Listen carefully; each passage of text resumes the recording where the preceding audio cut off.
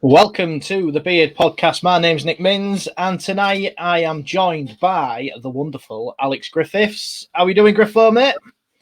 I'm not ready. You could have done a countdown or something. All right, yeah. I should have been, five. I should have just done that, shouldn't I? Yeah. And we're in. Yeah, how are you doing, mate? You good? Yeah, very good, thanks. I hope you are. Getting on? Oh, yeah, not too bad, to be honest with you. How you been since our last little get-together? Yeah, I've been all right. I've made a bit of headway with the doctors, so I'm just waiting to see how that goes, but a little bit of light at the end of the tunnel, possibly. So, well, that's good, though, mate. As any sort of, how can I put it? Any sort of headway is something in it, really. If you kind of make a little bit of progress, that's better than nothing. Yeah. So obviously, we're doing these live things. I think we might even end up doing one of these, monthly. And I just thought the last time we did it, Alex was a guest on this, and it went really well. And I just think, we just had a little bit of a brief chat before this. Definitely something I think we should look at just to kind of get things going.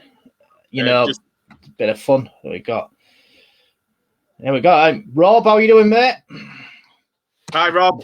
I've seen that. I was gonna. Yeah. There we got Amy as well. That's my cousin. Hi, Amy. Yeah, Rob. Yeah, Rob. Rob. He's on a website called Advantage Mindsets. Well, it's on Facebook group. At the minute, I'm taking part in a 28-day skipping challenge, which is good. It's been really, it's really good. So it's like 10 minutes. First week was 10 minutes, and then it ups to 12 minutes after that. But I mean, Rob's in Australia as well. I had him as a guest on the podcast, I think about a week and a half ago. So really, really interesting chat. Just a really good bloke. Loads of, if anybody wants to give that a bit of a hit up on that, Advantage Mindsets, really, really good. Who else did I have on the podcast the other day? Andy. Was it Andy? Yeah, Andy. That was really interesting conversation with Andy. That podcast was really interesting. I mean, he's a top guy, is Andy. Oh, really, really top guy. Clarky. Stay up there. White College massive. We was the third team massive, weren't we, Danny? Can you believe he was in the third team at college? Absolutely unreal. Robbed Clarky, just robbed. Got 6 a.m. in Australia. Yeah, Snowman's gone now. Yeah, the snow. He said we'd had a snowman. He had sunglasses on and everything, and he was in some of the videos that I've sent. And yeah, unfortunately now he's just a puddle now. So that's not the best. Clark is. Yeah, I know. I just felt like that. The ending of Snowman. Running out. I thought either that or I thought the kids would be like it. So tonight, the kind of topic of conversation that I decided on tonight was look at triggers that can happen within mental health, and also like things that can impact on your on your treatment, things that can impact on your recovery. I mean, I'm trigger wise, you Alex, are you found anything that triggers you more than anything? Yeah, I touched upon this last time. For me, it's noise. Yeah, you did say that before, didn't you? It's it's really bad for me. It gets to a point where I dread certain times of the year, certain events that are going on, and things like that. I particularly dread summer, and the minute people start playing loud music out the houses, I can't cope with it. And the more noise going on as well, I struggle with. So, yeah, noise is a really big one. But I know for a lot of people, there's going to be a whole myriad of different triggers because I mean, it can be unique to your depression, obviously. Yeah, exactly. Yeah, I mean, because there's kind of what they call internal triggers and external triggers. So, like, internal triggers is something that's triggered, but kind of gives you, like, if you like, a physiological response. So it's all your, like racing heartbeat, panic attacks, things like that.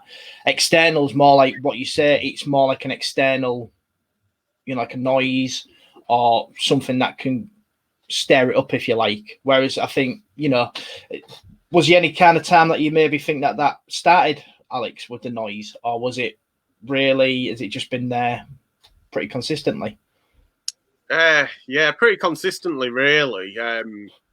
But I can't really pinpoint a time of when it, I really can't, unfortunately. But with that as well, I have a lot of issues with people. So being around people, the more, the worse, believe it or not. And I don't know about, I mean, you might think I'm a pretty confident guy, Nick, from what you know of me. And, you've known me for quite a while, haven't you? Worked with me, things like that. But these social occasions are a real, like, what's the word?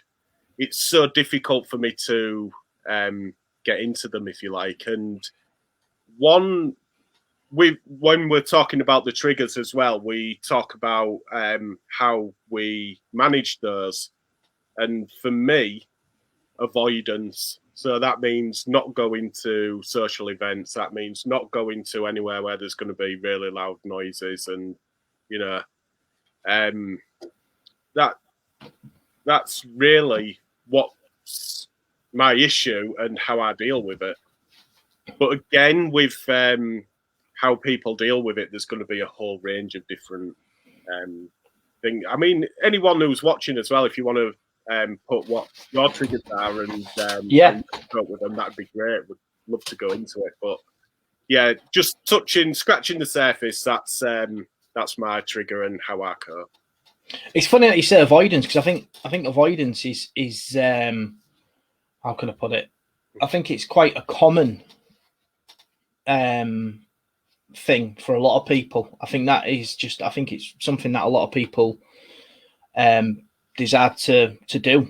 They think, like, avoidance of certain situations or avoidance of something that may cause a trigger is always, I think, avoided.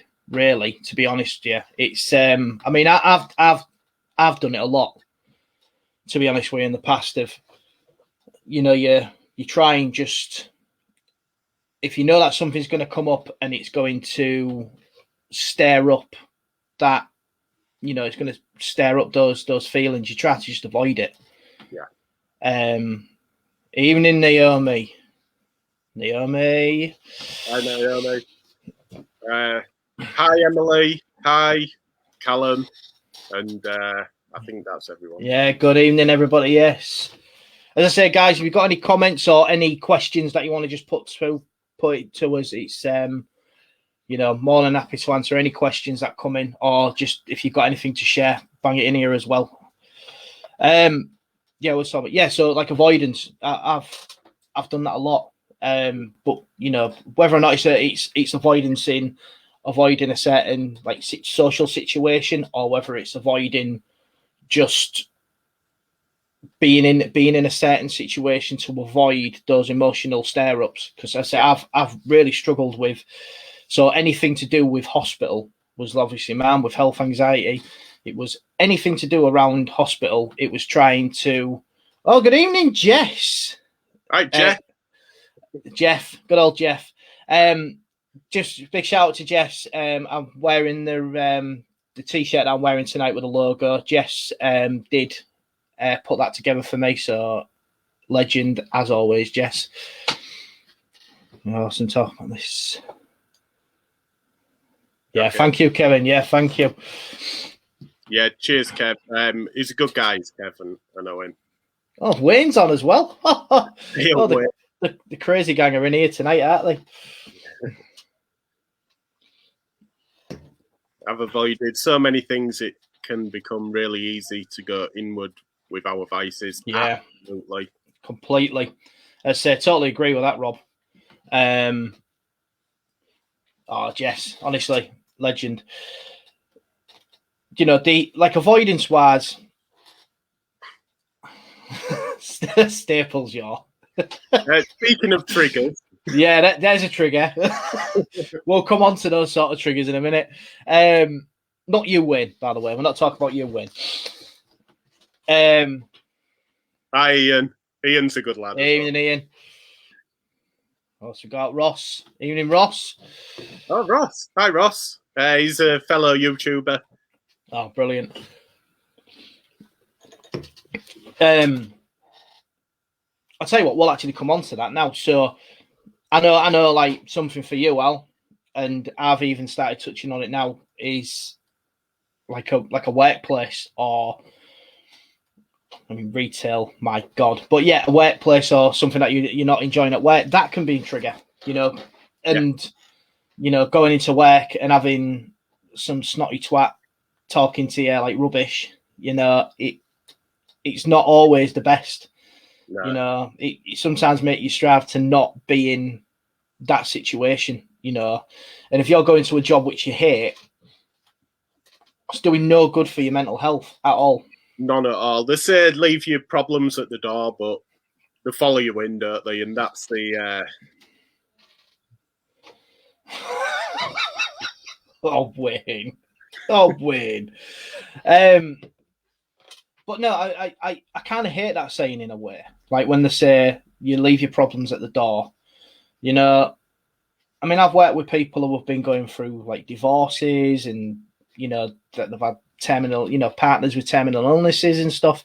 And how can you actually say to someone, oh, you need to leave that at the door while you're putting bread out? You know, it's just, I don't understand it, because sometimes in like workplaces, I think it's quite cutthroat in the way that they just say you need to, you know, you need to do your job. That's all you need to do. But what happens to that person?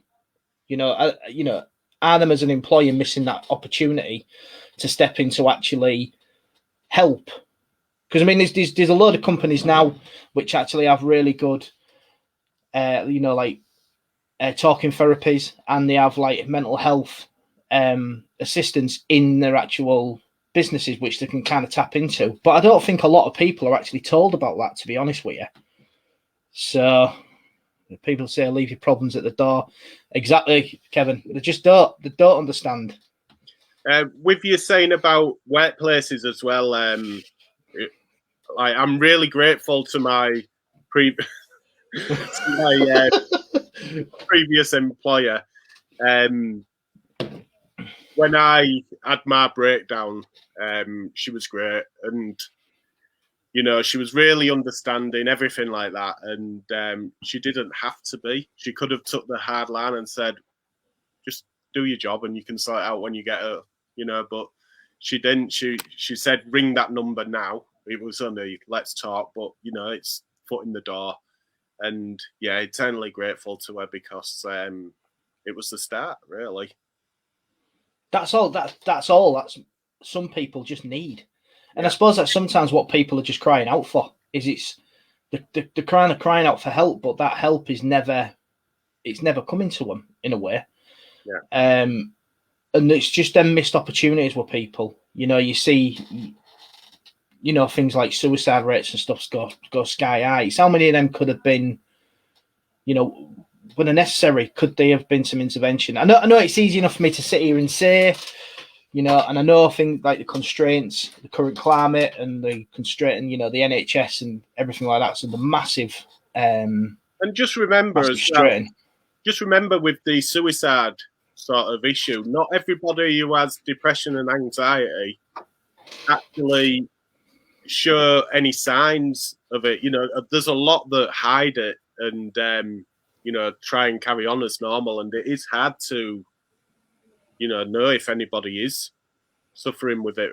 And you don't want to say, oh, you've got depression, or you might feel, you know, you don't want to say it because it might just be a bad day for them. They might be not have a mental issue, and it might just be a bad day for them. They might just be in the mood. So you don't want to be going up and saying, "Hey, look, I think you should maybe ring Let's Talk."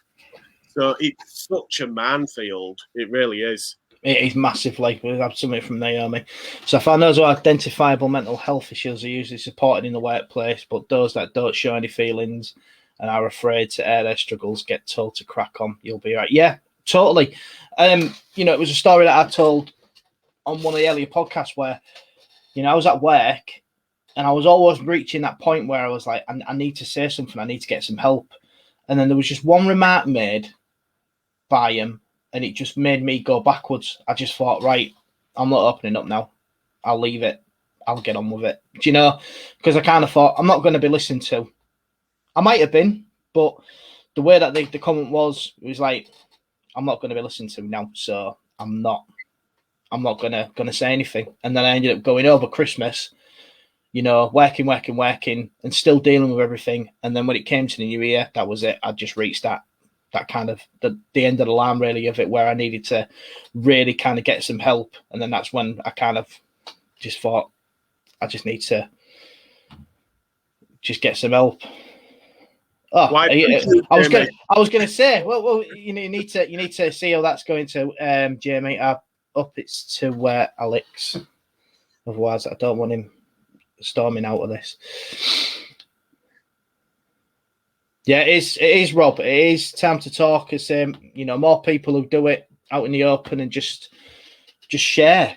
Say that's kind of what this is. Like all this sort of in the chat bar, just people, little random. That's brilliant. Just little random comments, it's good to see that people like this as well. We was just saying before we came on, we want it to appear as we're mates and we're letting people into our circle, if you like, and we're here to help because we are, and we don't want it to be overly serious because there's some people that can't really deal with that, and in a way that's a trigger, isn't it? Yeah, as well. Yeah. The trigger is if you make it, sometimes if you can have them in-depth conversations with people, say for example on the one-to-one podcasts, I have quite in-depth, the last maybe 2 or 3 that I've done have been really in-depth about situations which maybe triggers for other people. So Andy was very open, wasn't he? Yeah, and to be honest with you, I never even realised until I spoke to Andy that we shared that thing in common. I never even realised it. Exactly. And there'll be lots of people that have gone through that as well. It's not a unique sort of. The thing is, for anybody who, trigger warning. But for anybody who was wondering what me and Alex are referring to, is one of my guests who I had on the podcast on Saturday night, Andy. He was really open with me. We talked a little bit about mental health, and then when I started asking him about where he actually felt like it started, we found out that we actually shared that we'd lost a child, i.e., his wife lost her baby around 20 weeks, and we lost our baby around. We lost her at 12 weeks, but my wife ended up going to 16 weeks to have it, and it was something to kind of talk about that I never even considered talking about to someone until it was there. But it was a good conversation to have about a subject which really gets left behind, and a lot of people suffer in silence because they almost don't want them things to come up. But again, them things should be talked about openly. There's no shame in it. There's nothing wrong with it. It should be, it should be just talked about like this. Shouldn't be, shouldn't be, just a thing that just gets missed because people get uncomfortable. Everybody's going to have things that they don't like talking about. But the sooner people get this out their head that talking about mental health it's not the thing to do. It's a bit taboo to talk about it. Then it needs to be broken like that, really. Do you think some people are too scared to talk about it? It is. I'm not on about a sufferer. I'm on about somebody who isn't suffering from it. Do you think they shy away in case they upset the? I think probably there is that probably that small amount of them that kind of goes, do you know what? I'm not going to talk about it because I suppose if you're in a situation where you haven't actually been through that, then going into a situation where you are then going to talk to someone who's going through a mental health problem, you never suffer from it yourself, you're always kind of feel like you're treading on eggshells and you're going to say something wrong, which is going to upset them. So there is always that. I totally understand if people are like that. I think more like education-wise, it needs to be, people just need to be educated on it a little bit better, really. It's this message from Amy. It takes a breakdown for people to open their eyes. And when they do, a lot of people will do anything to help. It blows my mind how nice a lot of people. I think we need to remember that because it's so easy to focus on the bad attitudes. Yeah, that's true. Yeah, because there is a lot of there's some I suppose especially in the current climate with regards to all the COVID and everything that's going on, we focus on all the negative, but there is a lot of positives coming out of it. I mean, who would have thought that a nearly 100-year-old man would be able to do walking in the back garden and capture hearts? So I would have thought this just, like this sort of thing could be something. Just on the flip side of that, I work with a lot of people from Eastern Europe and places like that. And they were absolutely dumbfounded that it took a 100-year-old man to walk around his garden to raise money for the NHS. They just could not understand it. I don't think a lot of English people think that, mate. Jesus, if you step back and look at it, you can understand what they're on about. So we have something from Jamie. I had to get the bad people and bad friends out of my life and surround yourself and talk with the friends that you want to see. Yeah, exactly. Yeah, surround yourself with people. Surround yourself with people who make you, who make you happy. Sometimes you can have them kind of toxic friends. You can be in toxic environments, and that can definitely add to, the constraints of the pressure that can then build up, and then you get more things that come out. Then you start spiraling into anxiety, depression. I'm just going to mention this one. James, thank you. The beard is majestic. Alex is equally majestic too. He's had to put that in though, hasn't he? Well, I give him £5. I give him 20, so it was well worth it. That's why you were there. Hey, Sarah. Good evening, Sarah. Thank you very much. Just going back to Jamie's thing about getting bad people out of your life, one thing I've done, not about getting people out of my life, but I've stopped reading the news, stopped going on the Sky News app because I noticed that everything was so negative and literally every single headline was something negative. I thought every time I read this in the morning, because I used to read it first thing, obviously, with a drink and not alcohol. And yeah, well, it's just it just sets the tone for the day, if that makes sense. I can't explain it much more than that, but I've felt a lot better since I've stopped reading the news every day. I'll drop in because you need to know what's going on, I guess, especially at the moment. But I try to avoid it as much as I can. And I know what you mean, though. I mean, if you switch the BBC News on at night time, so you put BBC News on, everything it's real daft because you get taught from kind of a youngest age that even if you're going to be breaking bad news, you do like a negative sandwich. So you start with like something positive, negative in the middle, and end with something positive. Yeah, it's always like doom and gloom, doom and gloom, doom and gloom, doom and gloom. Something nice, then doom and gloom.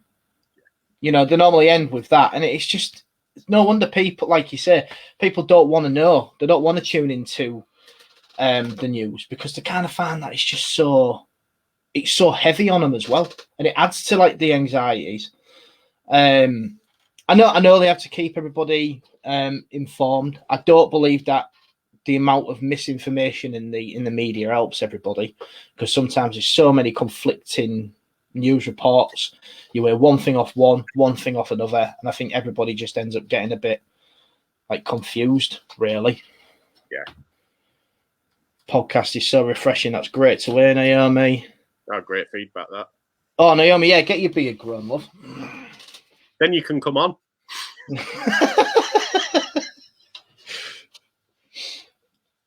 So, yeah, that's one thing I've stopped doing, and it's helped me. I know it's not for everyone. There's people with certain jobs where they have to keep up with the news and things like that, but for general people, I can't see it being an issue, and it probably help you. I suppose especially at the moment, I suppose it's become like a bit of a compulsion for people to stay in touch with the news. Mm. I know I'm sometimes guilty of going, oh, what's the COVID figures today? And because I've maybe done that before, like a while back, now it seems like an impossible thing to get out of. What's the figures? Like, I'm thinking, well, I know that, what in a way, what's it gonna matter? Getting back to the triggers as well, the death count, and all the negative. That was where I was trying to go. But yeah, all the negative news could be triggers, because you've got killings in wherever. It was in Iraq, wasn't it, and Afghanistan, and then you've got COVID at the moment, and that guy who murdered Libby Squire in Hull. That was all over the news, wasn't it? And every single one of those is a trigger for some people. And I suppose, like, the other side of the triggers as well is that it's things like let's see what James has put real quick. Workplace can of course be toxic.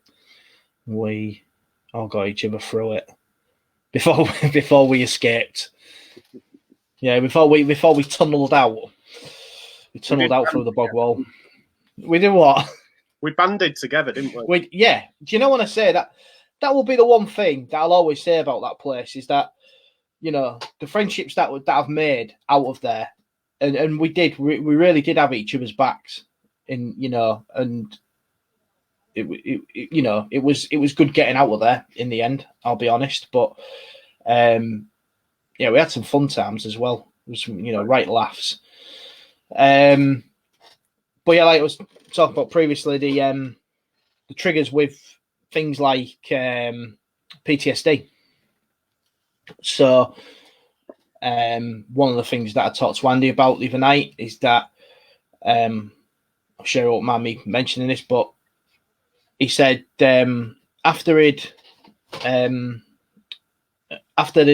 situation with losing the baby, he kind of got back to work and everything, and then out of nowhere, he'd maybe see a little baby crying or a little girl baby, or someone in a pram, and he straight away start having heart palpitations, start getting a bit sweaty, not really know what's going on, and he had a few of them. But then when he'd actually talked to the doctor and stuff, and then talked to someone else, they ended up saying it sounds like you're suffering from PTSD. And I've had similar things, it like say, for example, things like the Libby Squire murder, and when you hear about, people being raped and things like that, there'll be triggers for people who've gone through that situation that will then stir up them things again. I'm not saying that they can't say, because I understand that they have to report certain things, but I think the way they report it should be be done a little bit more delicately in certain situations, to be honest with you. I think things could be, I'm not saying for them to sugarcoat it, because I know you can't really sugarcoat life, but there's definitely, I think, better ways to go about it. I know after being in hospital with my arm, when I came out of hospital, that definitely, I had like reoccurring nightmares most nights about, there was one night which I spoke about previously, that I'd woke up in the bed when I'd been moved. Woke up in the bed to a guy across the way who was just kind of thrashing out the nurses, shouting, getting real aggressive because he was on like such strong medication for a problem that he had with his eye that it made him kind of almost like hallucinate on a night time. But it was like proper, like chucking stuff, but it woke me from my sleep. And then when I'd come out of hospital, I just kept having these reoccurring dreams. Like I'd just wake up and I'd be right back in that bed in that hospital. I'd almost be able to replay everything, like beat for beat. And it's almost like just going back. And there's been situations in the past that I've had with my dad, still go back to them. Just little things, even where was it? I went to the dentist the other day. And when I went to the dentist, because it smells real clean in the dentist. It smells medical, but it smells like hospital ward. So as soon as I'd kind of go into the room, and when you're kind of just breathing in, and I thought, oh God, that smell. And then straight away, loads of things just started coming back. I was just like, oh my God. It's interesting that, a smell being a trigger. Very interesting. And, like, say, for example, like people will maybe say like a sound, like you say, like you don't like noise. Certain noises will bring that trigger. Like people's triggers with dentists. The hear a drill. If they've had a situation in the past which is happened, or something's happened to someone else who has been in there, then just that sound of a dentist drill. But yeah, that smell thing was definitely something that I noticed. As soon as I'd kind of gone in, had a bit of a whiff. Not like I go around smelling dentists. Let's just clear this up right now.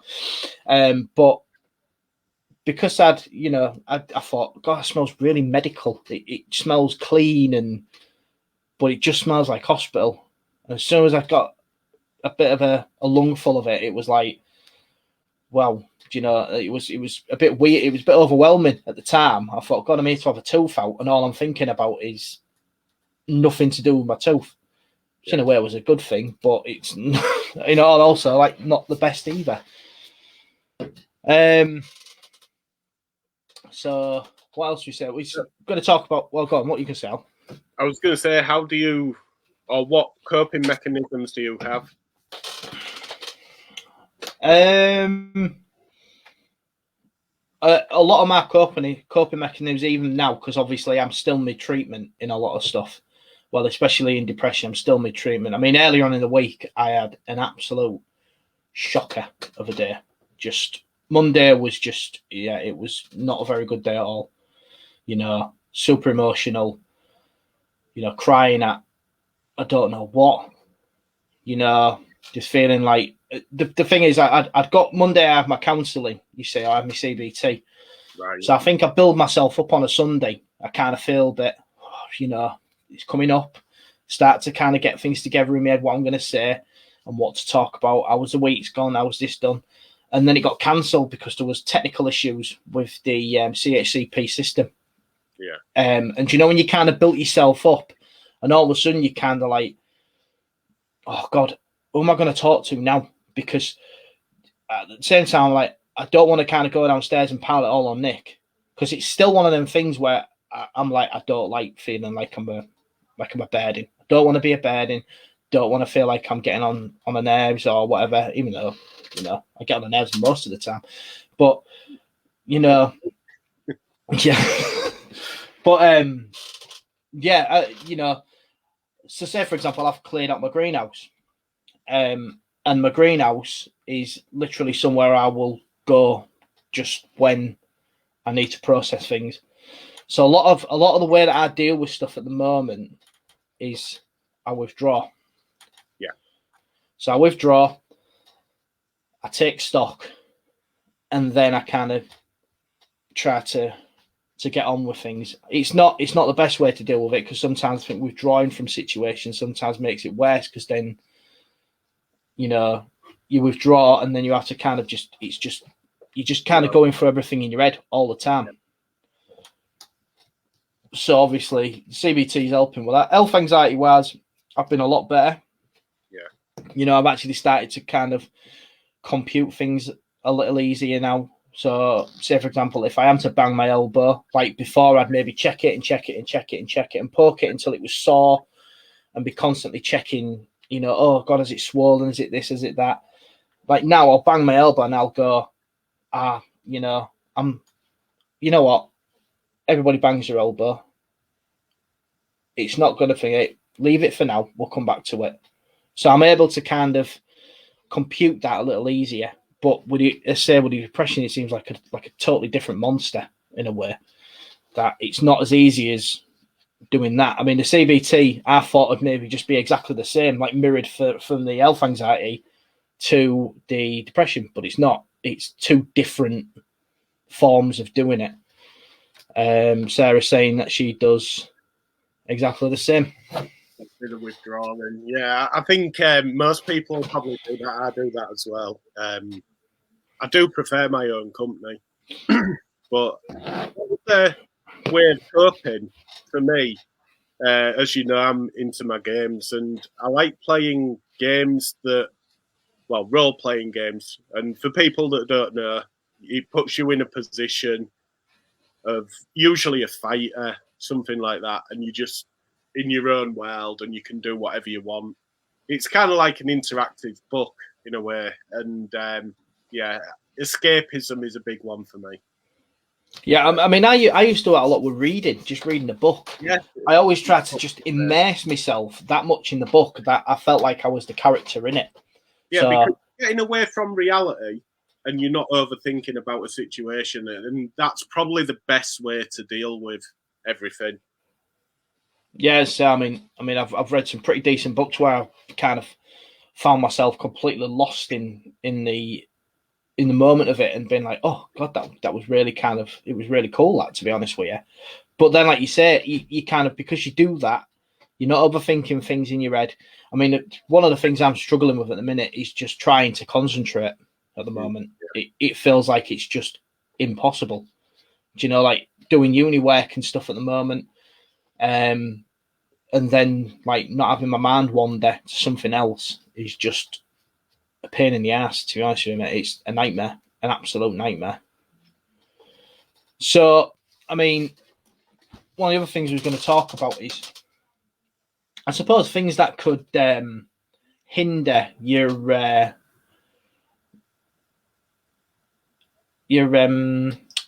recovery from this. That was it. I was trying to get the word out. Couldn't get the word out. Yeah, James. Yeah, games are a great way of relaxing. They are. Legend of Zelda or Ocarina of Time on N64. Oh, what a game. What a game. I suppose, like, I mean, things that, what do you think? Things that might, so say, for example, if someone's looking to get help, what kind of things do you think might hinder their recovery?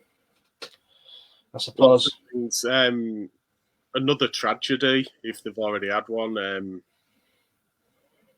There's so many different things, isn't there? And the obstacles can, I suppose it's like a snowball effect, isn't it? So say you're in the unfortunate position that one of your parents has died, and you're trying to, cope with that, and then, I don't know, your mother goes into hospital really ill. It's just growing and growing in it as it's rolling down this hill. And the obstacles can be really bad as well and can set you back. Oh, totally, mate. Do you know, I suppose it only takes like that one little thing, doesn't it? Yeah. I suppose it's like that one little snowball to turn into something that causes an avalanche, because it's, I mean, I've had it before where I'd been into hospital to have I had my appendix out. So I went in, had my appendix out. I'd come out on the Saturday morning. On the Monday morning, my dad came here, had an asthma attack, had to go to hospital. Yeah. Intensive care, really bad. So I ended up having to go to hospital when I wasn't really supposed to. I was told not to by my mum. She was like, "You're not going." I went anyway because I'm a stubborn get. But then I kind of felt like that set me back even further, Because I start to, the one thing that the CBT and talking about stuff has really made me realise is when them things were happening, I wasn't helping myself. I wasn't helping my recovery. So I wasn't even, at that time, I wasn't even dealing with what was going on. So not even, dealing with it, but then this extra stuff on top just kind of was just like, so that is where I was, this is what I'm feeling, but I'm just stacking stuff on top of it. So that stays there, but everything I'm just stacking is getting higher and higher and higher. And then, like, what do you do when you need to clear all that to get to this? It's, that's where the mountain's kind of made, isn't it, really? All the obstacles as well could be totally out of your control. I mean, there'll be so many people now in the current climate that have been told, we've got no work for you anymore, or, you're on furlough, so you won't be getting bonuses, which people might rely on and things like that. And totally out of everybody's control, that.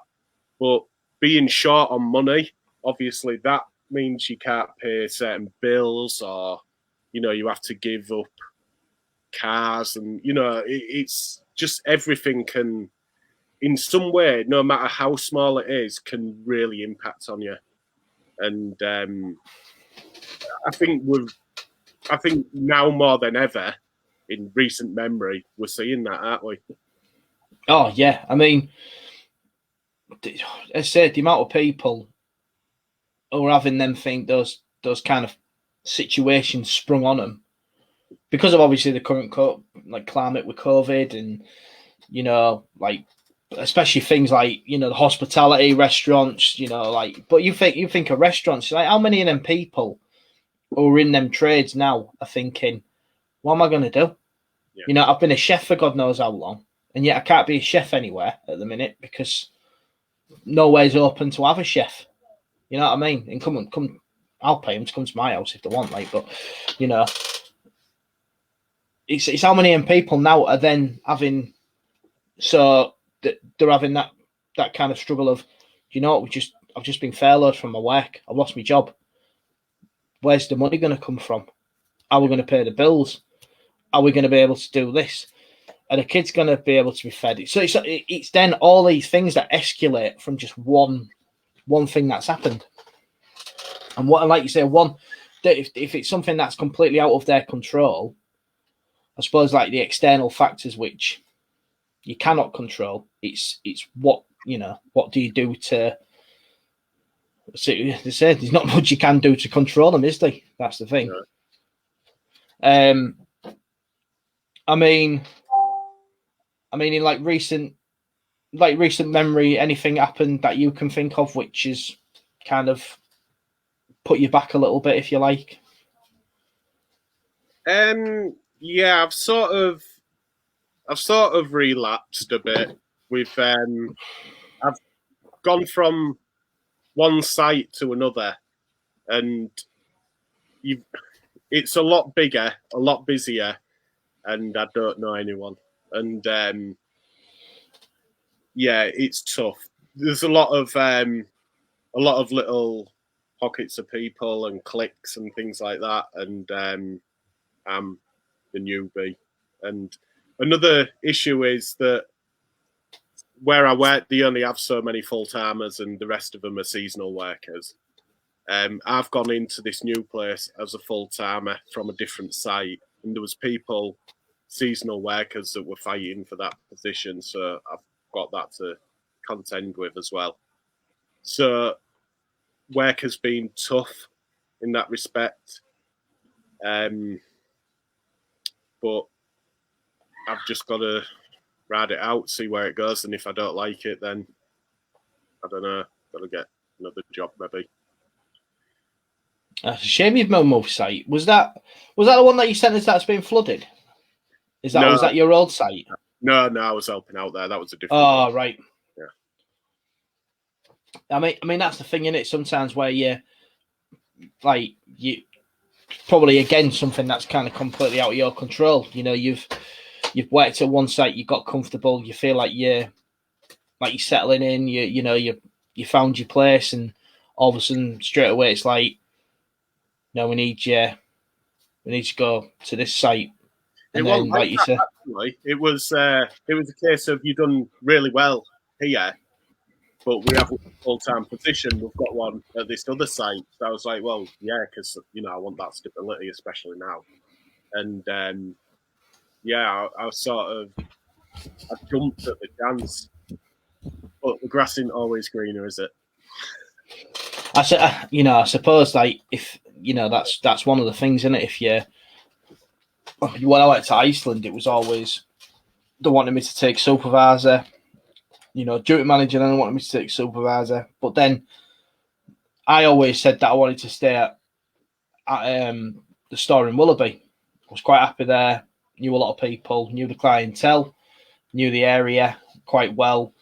But then I wanted me to move to Oslo Road if I was a supervisor. So it was almost like they was going to train me up to go elsewhere. And then at one point they were saying that they maybe wanted me to move to what is it? So it's Annaby Road, Oslo Road, but then there was stores in York that I might need people, or Grimsby, and I was like, I don't think so somehow. I'll show you mate plenty of new friends and your new shirt, Ali. You're quite a friendly chap. You are a friendly chap, aren't you? I do try. I do try. But no, I mean, it's always one of them things where you maybe think it's going to be a little bit more money, a little bit more stability, but I suppose it's what comes with that at the same time. So it's like, yeah, you're going to gain something, but what are you going to have to really give up? Yeah. Because like you say, sometimes the grass isn't always greener, is it? There's always maybe going to be a setback. Like I've with like the moving stores, if I was like a duty manager or a supervisor, I'd have to move to another site. I'd have to get to know my team. I'd have to get to know how they all work. And don't get me wrong, that's what a supervisor has to do.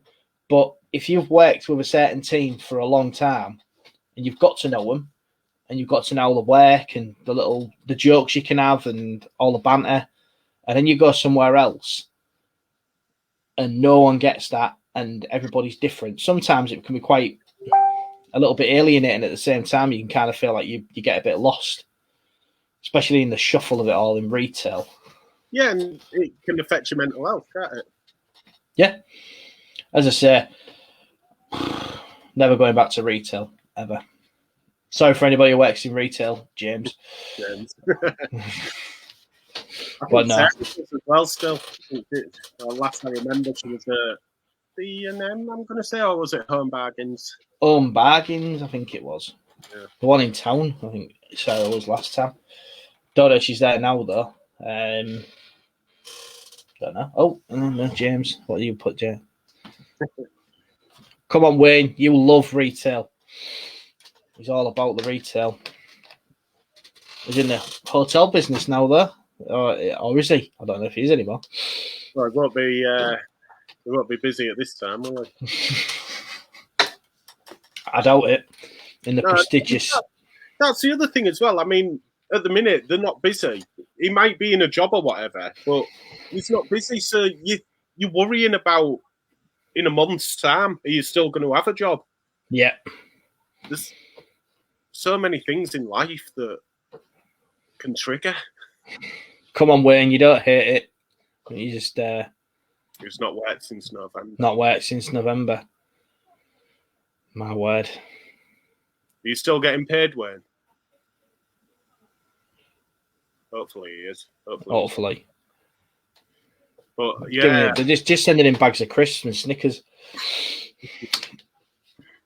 Won't surprise me with that place.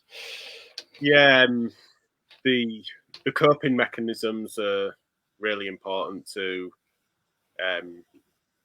dealing with depression, anxiety, and your triggers, aren't they? I suppose it's finding a.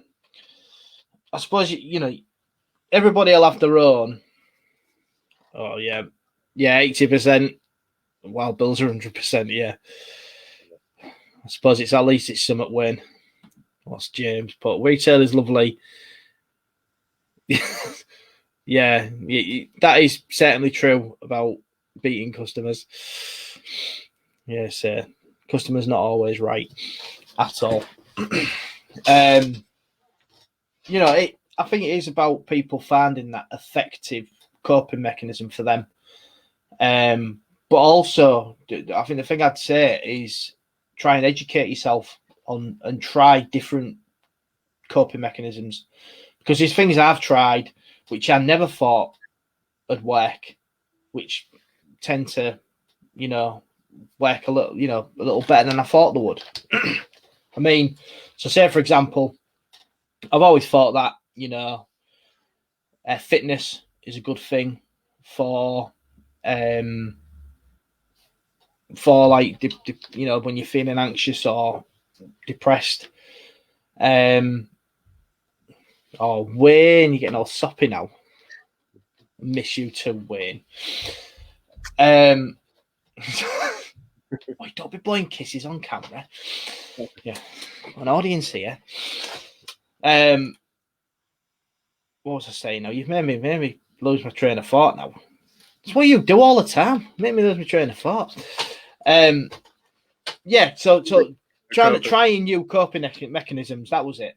And, you know, I always used to think that you always believe that fitness and everything is a good way to keep yourself going and to kind of stop those thoughts from coming in, shall we say.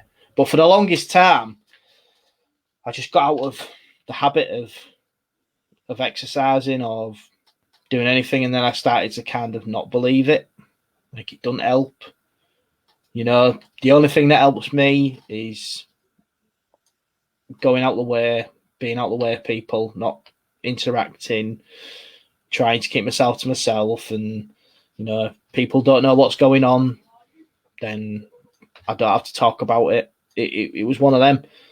But now I've started to kind of find that, do you know what? A little bit of exercise does help.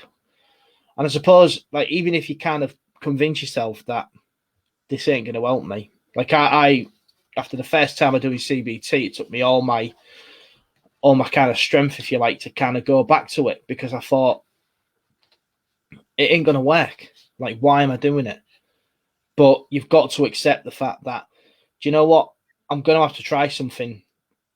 You know, if you want to make them strides forwards and you want to kind of get, you know, improve things, then you're gonna have to do these things. You're gonna have to try them. If they don't work, then you can say, look, I've tried it again.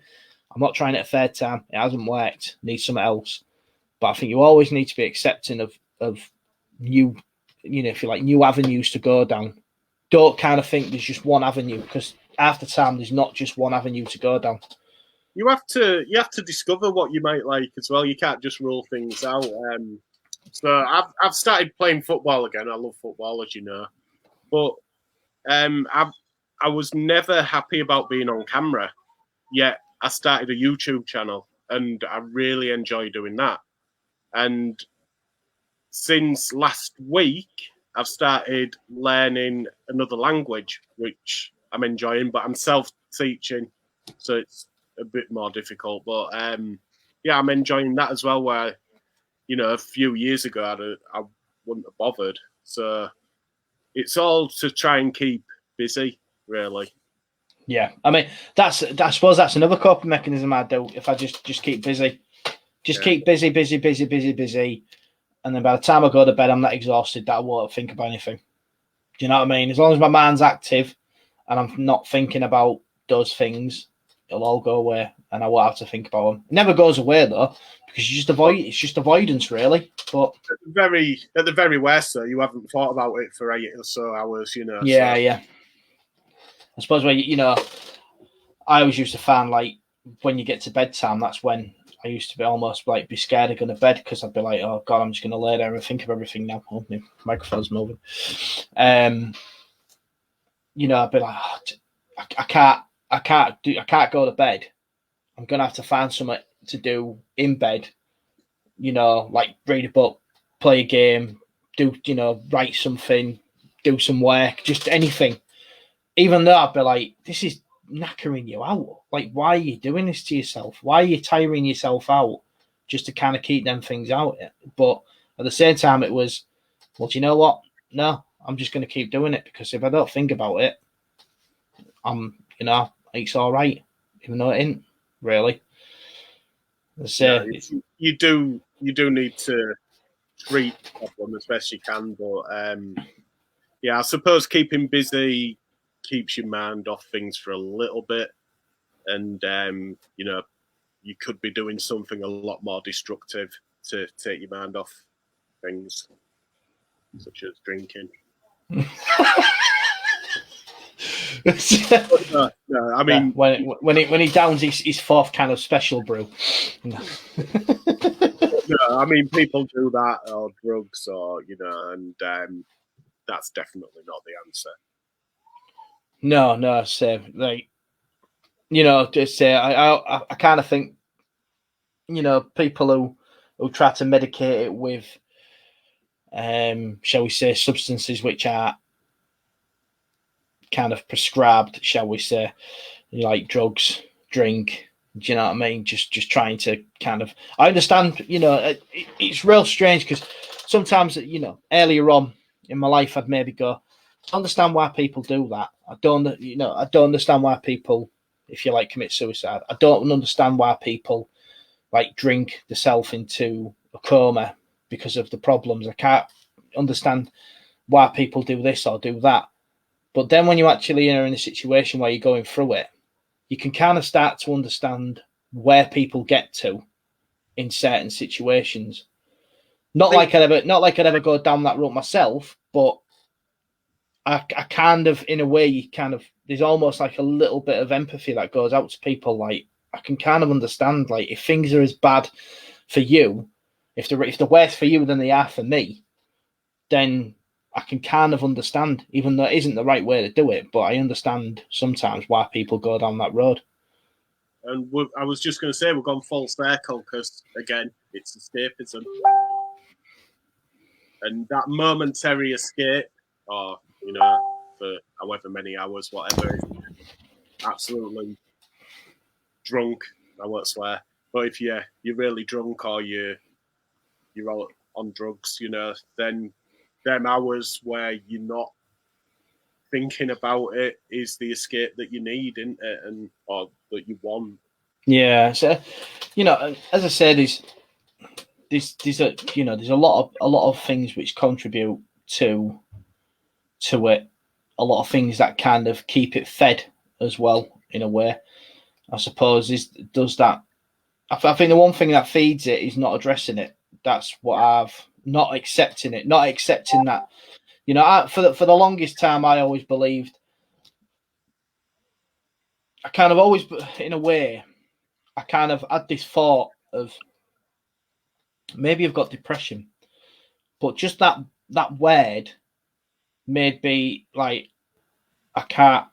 It was almost like I couldn't even say it. I couldn't even say I was depressed. It was like, no, I can't say that word. You know, that makes me weak. I cannot say this, cannot say that. It, you know, for the longest time, me just avoiding it made it worse. And I wish now, you know, in hindsight, maybe a year, 2 years ago, I'd have actually said, look, I need help, because I've allowed it to snowball and get to a point where I know they say sometimes you have to be at your lowest to really, you know, you need to hit rock bottom before you can climb back up. But I kind of wish I'd have maybe not got to that point and listened to my body and listened to my, you know, in a way, listen to my body instead of listening to my mind, because sometimes your mind can say, let's just get on with it.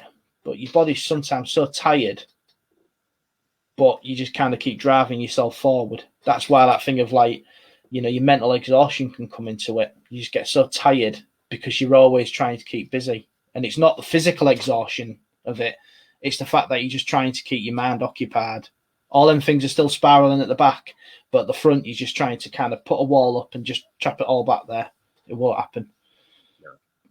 But people need to really just accept it. You know, there's nothing wrong in it. No. Got to go off some Mario 3D World. Oh, I'm glad you enjoyed it. Yeah. As I say, we'll look at doing one of these monthly, I think, Griff. Yeah. You know, I just hope it helps. I really do, and it doesn't need to be overly serious. And no, exactly. You know, we've the thing is we've kind of covered some issues which are a bit heavy, but it's also been done in a way which I like to think it's more like just two mates having a chat about it instead of it being real. As I say, I never write a script. We haven't really, apart from me saying, right, we're just going to talk about some triggers, this and other things. That's all I've really said to you, isn't it? We don't really, I don't really make it all serious and thanks, guys. see you Brilliant, later. Kevin. Cheers, Kev. Naomi tuned in for it all, guys. Oh, cheers, Gnomes. I'm glad you enjoyed it. Let's join us again for the next one. But yeah, as I say, I think the thing that I like doing about this, especially these, like you said, Al, is it's just a lot. I'd like to think that people are just thinking, do you know what? They're just two good mates who are talking about stuff. And sometimes it's how many of them mates that you have will actually do this as well. Or will just talk. There'll probably be more than you think, to be honest with you. You might not think you've got mates, but hopefully there's people out there who will just be like, yeah, do you know what? If you need to talk, I'm here. If you need to talk, no problem. And I'd like to think that, that's what people are seeing and what people are getting from this as well. So we've been doing it for an hour and 2 minutes, Griff. I think we're in a place where we can turn in. You can go have your 7th can of special, bro. smashing the 10-pack. Now, as I say, I hope everybody's enjoyed it. I hope everybody who's tuned in has kind of found it, informative, that we've kind of touched on subjects which obviously, some people don't really touch on these sort of subjects, but I hope people have enjoyed it. I say thank you so much to everybody who's kind of left some comments. Can I just say as well, if you want to, if you're feeling like you might be depressed or anything like that, then I'm part of a group on Facebook called the Mental Health Hub. Just join that. There's so many people in there like-minded and, that have gone through issues the same as you, whatever, just come join us and we'll help you as best we can. Do you know what? I'll second that. Absolutely brilliant group. We've got some genuinely fantastic people who are in that group. Andy, talking Andy, yourself, there's some, Sam as well. Yeah, Sam, there's some great people in that group. And,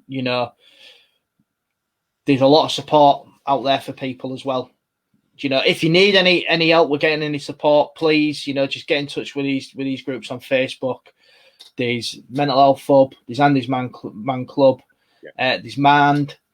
So even if you're unsure of where to go, I can sometimes point people, maybe point people in the right direction. I have a lot of the numbers on the Facebook page. So just if you need any help or you just need someone to talk to, I'm always there to talk if anybody needs anything. And I know there's stuff on the Mental Health Hub as well. But yeah, really, really, really good group. Oh, love you too, Cabs. Legend. No, it's mine only. You bought the special, bro, and didn't ram. Do you know what? I've been waiting to get a bottom quoting all night. Well done, James. Well done, James. You beat us to it. Anything we can do to help share the podcast, guys? Yeah, thanks, Naomi. Let's say if you can, anybody wants to share this, share the Beard podcast, just share it out. Pass it on to anybody. As I said, podcasts are all available on Spotify, Google Podcasts, and also Anchor Podcasts as well. All the links are on the Facebook page. Oh, yeah, sorry, only Minzy. Yeah, you see. Sorry, only Minzy. Cheers, Kebs. He's a good lad. Extra hugs for you when COVID's over. Right then, so yeah. So thanks very much from myself and from Alex. Alex, thanks for coming on, mate. Thank you for having me. No, pleasure as always. And we will see you on the next live podcast. Thanks very much, everybody.